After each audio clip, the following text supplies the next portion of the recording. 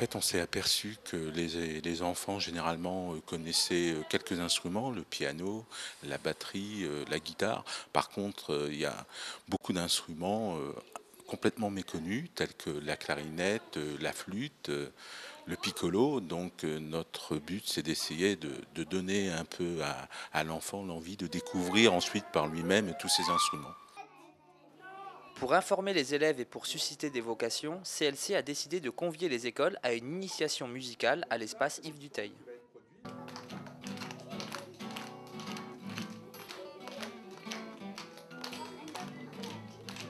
Disons qu'on essaie de suivre une chronologie au niveau des instruments aigus qui vont vers le grave. Et donc après, avec les différents timbres d'instruments, on les met tous ensemble pour jouer un morceau d'ensemble. Le but, c'est justement, c'est de donner quelques clés pour que l'enfant ait envie de découvrir un peu plus cet instrument. Grâce aux professeurs de musique, les écoliers ont ainsi pu comprendre le fonctionnement des instruments tels que de la batterie, de la flûte, de la guitare, du trombone, du tuba et plein d'autres instruments. On tape avec les baguettes, puis avec le charleston, avec le pied, on appuie sur une pédale, puis ça fait taper les deux cymbales. Il y a encore deux moitiés de cymbales, puis il y a une grosse caisse où on tape avec le pied et on tape sur les deux rototos avec les baguettes. Et la trompette, comment ça fonctionne, tu te rappelles? Ouais, tu fais tu fais comme ça et tu as trois trucs. Celui-là qui est là, c'est grave. Celui-là, c'est un peu grave. Et celui-là, c'est moyen qui est devant. Et tu fais comme ça et ça provoque des sons graves et pas graves et des sons comme ça.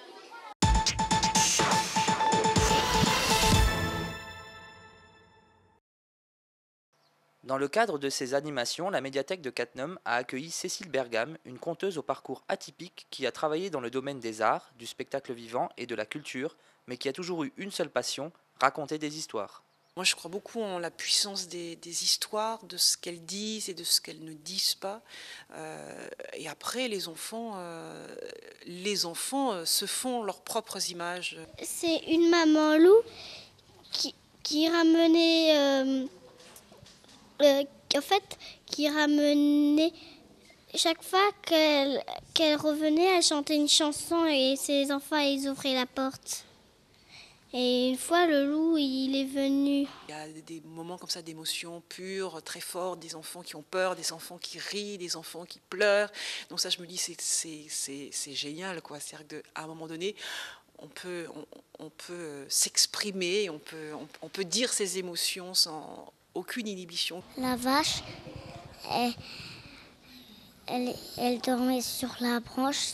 Crac, la branche est cassée. Elle tombait dans l'eau. Elle nageait comme un poisson. Après, elle tournait sa queue comme un ventilateur.